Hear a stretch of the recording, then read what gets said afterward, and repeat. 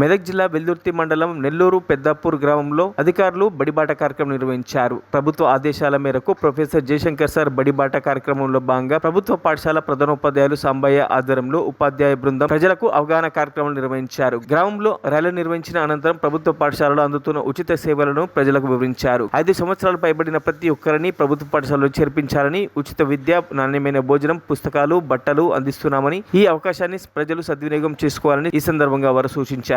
భాగంగానే ఈరోజు 3వ రోజు మేము నెల్లూరు గ్రామాన్ని సందర్శించి ఇక్కడ ఉన్నటువంటి బడియుడి పిల్లల్ని మా పాఠశాలలోకి రావడానికి సాయశక్తిలో కృషి చేయడం జరుగుతుంది. ఇందులో ఈ బడిబాట కార్యక్రమం యొక్క ముఖ్య ఉద్దేశం ఏంటి?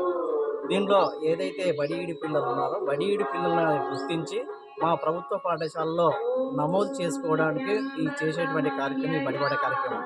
ఈ బడిబాట కార్యక్రమాన్ని మనము పేరెంట్స్కు తెలియజేస్తూ మరి ప్రభుత్వం ఇస్తున్నటువంటి ఉచిత పాఠ్యపుస్తకాలు, తర్వాత నోట్బుక్స్, తర్వాత మనకి ఏవైతే యూనిఫామ్స్, తర్వాత మధ్యాహ్న భోజనము, గత సంవత్సరము ప్రారంభించినటువంటి రాగి జావ, తర్వాత ఉదయం ఇచ్చేటువంటి అల్పాహారం కూడా ఇవన్నీ ప్రభుత్వము ఉచితంగా ఇస్తుంది. ఇవన్నీ తెలియజేస్తూ